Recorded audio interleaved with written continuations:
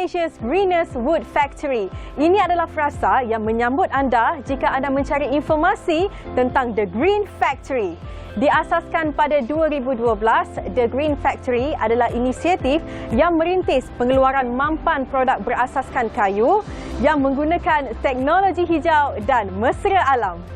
Lebih istimewa lagi, konsep hijau dalam nama The Green Factory ini mungkin merujuk kepada generasi muda Malaysia yang menjadi tulang belakang di sebalik inisiatif The Green Factory ini. Dan mereka ini mempunyai wawasan yang tinggi dalam meneroka nilai estetika dan dalam masa yang sama mengangkat industri perkayuan di Malaysia.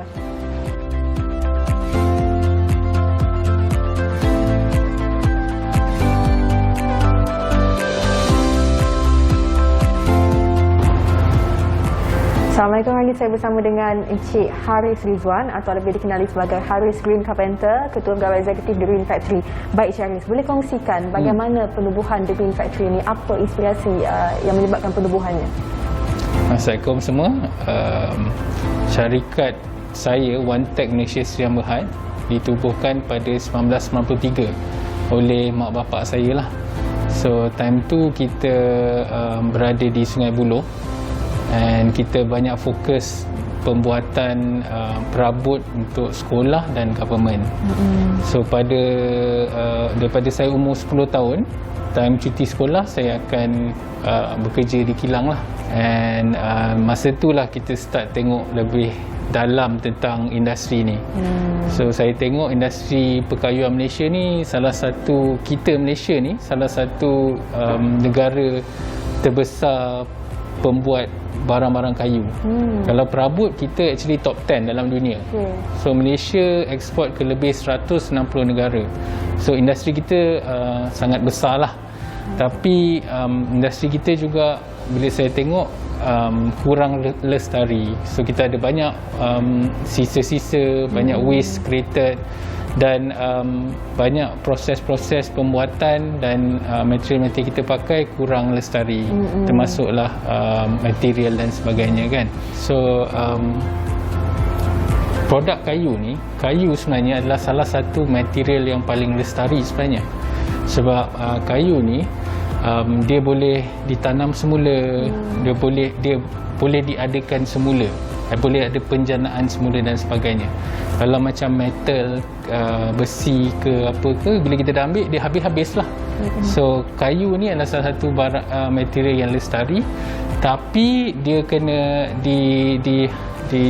diambil daripada hutan yang terjaga. Dia tak boleh pembalakan haram, tak boleh potong semua sekali, dia kena ada penanaman semula dan sebagainya lah. So itu adalah cara macam mana kita nak pakai kayu menjadi produk yang lestari. So macam kat kilang ni, kita pakai 3 jenis kayu yang lestari. So satu, recycle wood. So recycle ni kayu-kayu yang second hand, kita buat produk. Kedua, plantation. Plantation ni pertanian lah. So kayu-kayu pertanian macam kayu getah. Macam sekarang pun kita pakai kayu daripada ladang akasia daripada Sarawak. So dan ketiga, kayu certified. Kayu bersijil ni kita pakai persijilan PEFC. So PEFC ni ialah Europe punya certification yang mengatakan kayu kita datang daripada sumber-sumber yang terjaga. So untuk ekspor ke Europe ke apa ke, diorang agak ambil kisah lah pasal certification ni. So ni adalah kayu daripada pellet lah. So daripada industri waste dan sebagainya lah. So kayu-kayu terpakai ni biasanya dia nampak je buruk sebenarnya, tapi sebenarnya dalam dia tu masih elok. Jadi itu yang kita, bila kita proses tu, kita buang bahagian luar dia. So kita ambil bahagian dalam je. So dalam dia tu yang actually masih elok. And kalau kita tunjuk kayu ni yang saya dah proses, kita bagi kat tukang kayu yang dah 20-30 tahun dalam industri pun, dia pun tak tahu kayu tu terpakai atau kayu baru, kecuali yang ada lubang-lubang paku dan sebagainya lah. Itu menunjukkan yang sebenarnya kayu ni masih boleh dipakai. Biasa orang buang apa kan, tapi sebenarnya kalau kita proses sikit lagi, boleh buat banyak macam-macam benda lagi. So produk-produk yang kita buat sekarang ialah satu, barang-barang rumah, barang-barang office, hadiah macam corporate gifts, macam hadiah hari jadi, Christmas dan sebagainya, dan juga projek-projek. So projek ni ada banyak lah, contoh renovation of office, restoran, hotel dan sebagainya. Tapi bila kita cakap pasal produk hijau ni, kita bukannya nak tengok material saja. Untuk kat kilang ni, kita study semua proses yang terlibat dalam pembuatan. Pembuatan. Jadi kita bukan tengok material je, kita tengok gam yang kita pakai, coating yang kita pakai, packaging kita dan sebagainya. Dan kita cuba buat each proses tu lebih hijau. Jadi dia bukannya macam kita buat satu benda je, kita kena buat banyak benda, dan setiap tahun pun kita akan, setiap masa lah kita akan tengok apa lagi proses yang kita boleh tambah baik. Jadi dia berterusan lah proses tu. And kilang kita juga adalah kilang research and design. So kita memang banyak buat beratus-ratus design dan konsep-konsep dan teknik-teknik lah dalam pembuatan barang-barang kayu ni. Saya punya cita-cita atau wawasannya, kita kena jadikan Malaysia ni negara pengeluar produk hijau dan reka bentuk hijau untuk Southeast Asia. Jadi sebab dekat Southeast Asia sekarang ni tak ada negara yang fokus pada kelestarian atau green ni tau. Adalah tapi kecil-kecil. So kita kena buat supaya company kita, country kita, negara kita ni boleh be the pioneer in the region lah. Jadi kalau orang nak source for contoh kat Europe nak buat barang-barang nak source kat Malaysia, dekat Southeast Asia, dia tahu kalau pergi kat Malaysia dia orang boleh ada green and green design dan sebagainya. So itulah kita kena jadikan kelestarian ni salah satu panggil competitive advantage untuk negara kita di international lah. Okey. Baik, terima kasih kepada Cik Haris Rizwan atas perkongsian saya itu tadi.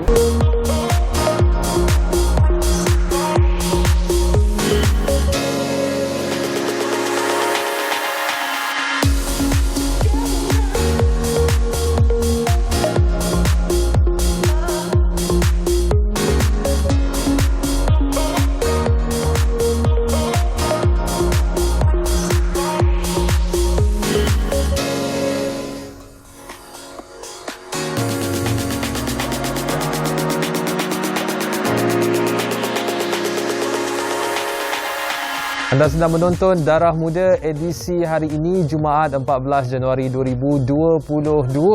Dan ketika ini anda bersama dengan kami, Darah Muda, untuk musim baharu dengan kerjasama rakan strategik kami, Yayasan Peneraju Pendidikan Bumiputra. Dan set yang anda tengah tonton ketika ini merupakan tajaan daripada Majlis Reka Bentuk Malaysia MRM yang merupakan sebahagian daripada agensi di bawah Kementerian Perdagangan Antarabangsa dan Industri MITI. Dan ini juga sebahagian daripada siri Arte Como yang mendapat anugerah Malaysian Good Design Award dan direka oleh pereka muda Muhammad Sujat Hasbullah berusia 33 tahun dan dikeluarkan oleh syarikat tempatan iaitu Oasis Furniture Industry Sdn Bhd. Dan seperti mana anda tonton sebelah tadi, merupakan sebahagian daripada cita-cita dan juga usaha anak muda untuk menghasilkan perabot lestari. Dan ketika ini kita bawa kembali Haris The Green Carpenter terus ke studio Darah Muda ketika ini untuk berkongsi lebih lanjut berkenaan dengan apakah impian dan di manakah ruang yang anda juga boleh sertai untuk sama-sama kita mencapai hasrat beliau membawa Malaysia sebagai sebuah negara yang berada di pentas antarabangsa menawarkan perabot-perabot lestari dan hijau. Bersama dengan kita untuk mengangkat tajuk pertukangan hijau di The Green Factory ke arah Malaysia Lestari, Haris Green Carpenter, pengasas The Green Factory dan dapur bersama kita. Selamat datang ke Darah Muda. Terima kasih. Ya, dan kita mulakan dahulu dengan soal teknologi hijau. Sebab Haris sebut dalam video awal tadi, banyak kali berkenaan cara hijau, cara yang lebih lestari dan sebagainya. Tapi di Green Factory, bagaimana teknologi itu diadaptasi? Adakah dengan try and error sendiri ataupun adaptasi daripada teknologi sedia ada atau bagaimana? So, semasa kita start nak ke arah lebih lestari, time tu lebih kurang 2012, kita banyak tengok industri, macam mana keadaan industri. So industri Malaysia, wood perkayuan Malaysia adalah salah satu industri terbesar dunia, and tapi kita ada banyak isu-isu yang kita kena selesaikan lah, lebih-lebih lagi tentang isu kelestarian. Sebagai contoh, daripada mana material yang kita dapat tu, dan juga sisa-sisa yang terjadi bila kita proses. Jadi bila cakap pasal sustainability atau green ni, setelah bertahun-tahun kita buat kerja sustainability ni, baru kita nampak dia sebenarnya bukan daripada material je. Bila kita cakap pasal kelestarian, macam di syarikat saya, kita mengamalkan circular operation. Jadi bila kita tengok pasal operation ni, kita tengok proses-proses kan. Jadi kita bukan saja tengok pasal material je, gum yang kita pakai, coating yang kita pakai, packaging, orang yang kita buat, community yang impact dengan kita punya perniagaan dan sebagainya. So itu yang kita amalkan. Jadi kita tengok each process, kita jadikan each process greener. Jadi dia benda tu adalah trial and error. Tapi kita sekarang, sebab kita dah buat benda ni banyak kali, kita dah nampak cara macam mana nak utilize sustainability ni. Jadi sekarang saya banyak buat aktivism, mana kita mengajak lebih banyak syarikat untuk menghasilkan barang-barang hijau. Jadi kita nak elakkan greenwashing lah.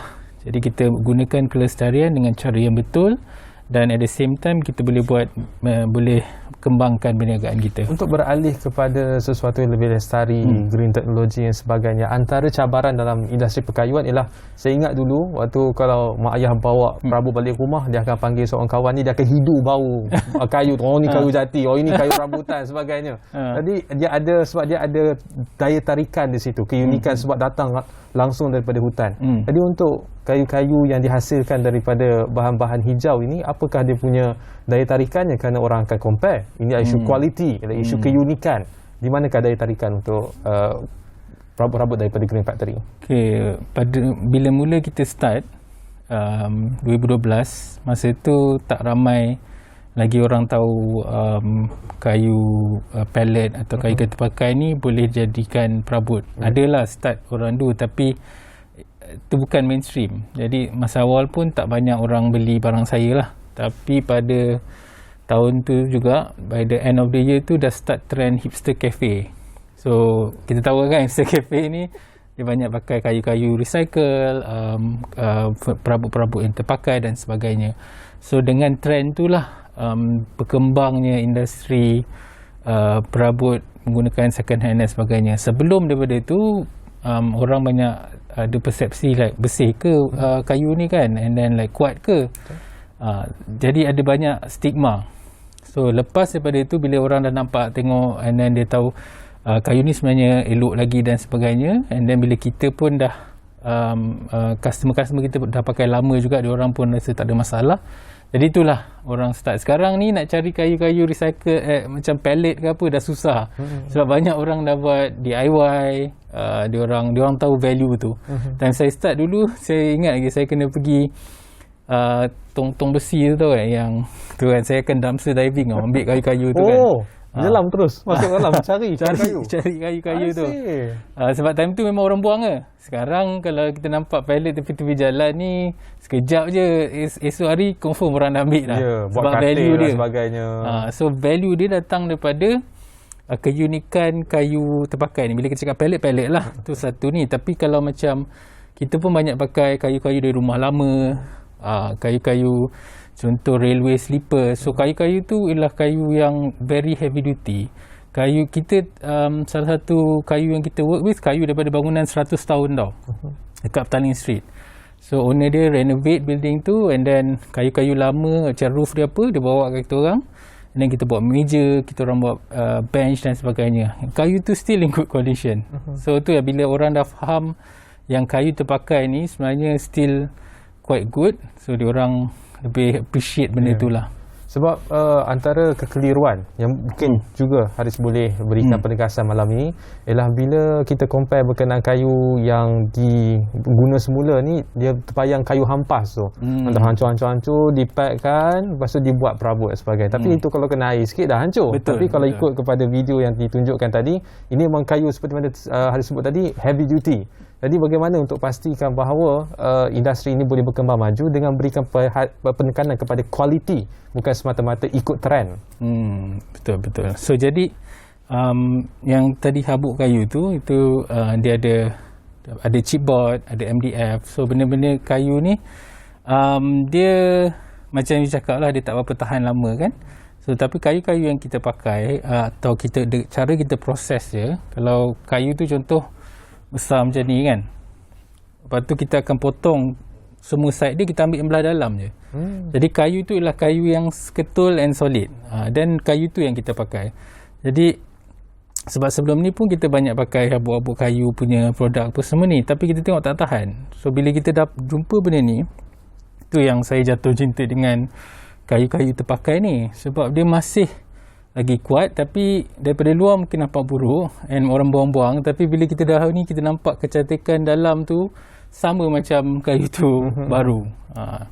Dan bila nak laksanakan perkara itu seperti mana yang Cik Arif kongsikan awal tadi, perjalanannya sukar. Awal tu macam orang tak bagi perhatian dan sukar untuk dipasarkan. Dan dalam usaha sehinggalah hari ini, adakah ada kerjasama dilakukan sama ada dengan agensi ataupun pertubuhan-pertubuhan di peringkat antarabangsa untuk memasarkan bahawa ini merupakan perabot yang berteknologi lestari, hijau dan wajar untuk dikongsi bersama kebaikannya itu kepada pengguna?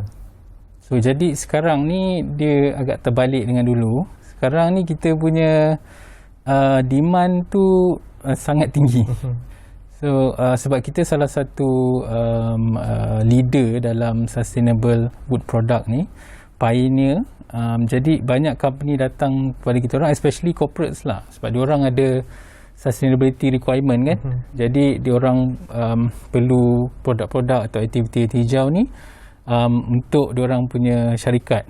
So syarikat-syarikat besar pun banyak kontak kita untuk ambil produk kita dan sebagainya. Jadi memang ada market untuk sustainable punya produk, green product. Lebih-lebih lagi sekarang ni kita dengar sustainability everywhere kan. Sebelum ni kita dengarlah juga, tapi sekarang dia menggila benda tu. Dulu cakap-cakap je. Sekarang ni kalau tak ada stamp tu macam orang tak minat. Correct. And public pun dari segi consumer. Dulu kita ingat market kita sebenarnya bukan di Malaysia sangat. Biasa kita ingat kat Europe, US, sebab dia orang yang faham sustainability, faham design dan sebagainya. Tapi sekarang 2-3 tahun ni kita nampak local punya demand is like sangat besar. Jadi itulah, kita pun banyak job yang kita tak dapat ambil dan sebagainya. Jadi tu yang kita sekarang mewar-warkan benda ni, so that orang pun lebih banyak orang boleh buat produk secara lestari dan cater to this market. Sebab untuk saya tak boleh buat 1 juta meja bagi contoh, tapi kita perlukan 1 juta meja yang dibuat secara lestari untuk ada impact kepada environment. So sebab itulah 2-3 tahun ni saya banyak fokus kepada activism, where kita nak lebih banyak lah pemain dalam industri. Ya, dan antara usaha untuk meramaikan lagi pemain industri dalam industri perkayuan hijau ini adalah untuk melahirkan tenaga-tenaga dan juga bakat baru yang lahir daripada universiti, college kemahiran dan sebagainya. Di manakah ruang yang Cik Aris nampak supaya mereka yang lahir daripada universiti itu bukan terlatih dari sudut design dan juga dari sudut material, tetapi juga mereka ni dah geared dan terorientasi ke arah kelestarian dan juga teknologi hijau. So kita pun banyak lihat ke arah macam mana kita nak membangunkan tenaga kerja kita. Biasanya dalam industri kita tengok ada banyak industri rely on foreign labour. Kita banyak menggunakan buruh asing. Jadi di Green Factory kita fokus banyak macam mana kita nak lahirkan lebih banyak warga tempatan yang berskill. Jadi semenjak 2010 actually kita dah start ambil interns, dan makin lama makin banyak, and sekarang setiap 6 bulan kita train dalam 10 ke 15 student lah pada different tertiary education. Dalam pada masa itu bila diorang dah habis belajar, kita sekarang ada program perantis kan. So program perantis ni program 6 bulan yang kita akan dia terbagi 2, satu production, satu sales and marketing. Jadi 6 bulan ni kita akan train, kita akan belajar tentang industri punya standard tau. Orang dah belajar teori dan sebagainya, tapi industri. So 6 bulan ni kita akan beri dia pendedahan, dan contoh program perantis ni kita bekerjasama dengan Yayasan Peneraju Pendidikan lah. Kita sekarang tengah train, lepas intern dia orang masuk program perantis 6 bulan. So sekarang ada 8 orang. Kita akan kita tengah look into training 40 student perantis dalam masa 3 tahun ni. Dan lepas habis perantis ni kita pun ada program panggil Grade 5 Specialist. So lepas dia jadi perantis dia akan jadi specialist. Dan itu adalah yang sistem education yang kita tengah terokai. Tapi pada yang sama kilang kita pun memang ada banyak visitor. Sebelum COVID kita memang tourist spot lah. Student, turis, industry people datang. So kita tunjuk factory tour, kita buat classes dan sebagainya lah. So tu cara kita nak engage lebih banyak orang faham tentang sustainability ni dan hargai benda itulah. Adakah Encik Haris akan berusaha untuk memperkenalkan juga title untuk mereka yang specialist dalam teknologi perkayuan hijau ni? So depan nama nanti macam dari Greenish Haris The Green Carpenter. Tu idea tu. Tapi memang sebenarnya apa yang kita cuba nak buat, kita nak meningkatkan apa dia panggil standard, ataupun orang selalu tengok tukang kayu ke apa ni, dia ada persepsi macam negatif. Macam kalau biasa orang habis belajar ke, industri kayu adalah industri yang last sekali diorang ni. So tapi apa yang sebenarnya industri kita ni adalah sangat potensi sangat tinggi. And macam kita pun kita international punya standard. Jadi ada banyak inovasi, banyak design yang boleh dieksplor. Dan itulah yang sekarang ni kita nak naikkan taraf. Bukan saja tukang kayu. Jadi macam kat kilang kita pun perantis-perantis kita sebenarnya banyak engineer, banyak designer. So kita nak bergerak, kalau kilang saya lah, daripada tukang kayu yang buat benda tu ke arah engineer yang buat barang-barang kita apa semua sebagainya. Ya, dan yang terakhir sekali, bila kami dimaklumkan Cik Haris akan datang ke Bernama, saya dapat banyak mesej lah. Tanya minta ada promo tak, ada diskaun tak. Tapi bagi penonton, anda akan dapat saksikan sendiri perabot yang dihasilkan The Green Factory di Ruang Bicara, kerana Green Factory juga menaja perabot untuk Ruang Bicara nanti. Dan sekiranya anda ingin bukan saja melihat tapi merasai sendiri, ada diskaun sebenarnya yang boleh direbut ketika ini, Haris. So sekarang kita tengah ada clearance sale. So kita ada 30% off all our products di online shop kita www.greenfactory.shop. So bila you beli, bila you nak check out, dia akan auto deduct 30%. So kalau you guys berminat, benda ni agak limited, jadi kena cepat lah ikut stok. Dia kena cepat ya. Baik, itu pembicaraan kita berkenaan dengan The Green Factory, usaha ke arah kelestarian, teknologi hijau, industri perkayuan. Terima kasih kita ucapkan kepada Encik Haris Rizwan Green Carpenter, pengasas The Green Factory dan Dapur. Dan pastinya anda tidak mahu ketinggalan untuk dapatkan tawaran yang baru sahaja disebutkan oleh Encik Haris tadi. Jadi apapun itu untuk malam ini, jadi pastikan kelestarian dan hijau menjadi sebahagian daripada mindset anda. Dan itu penutup untuk Darah Muda hari ini. Saya Ivan Faruqi, sampai jumpa lagi.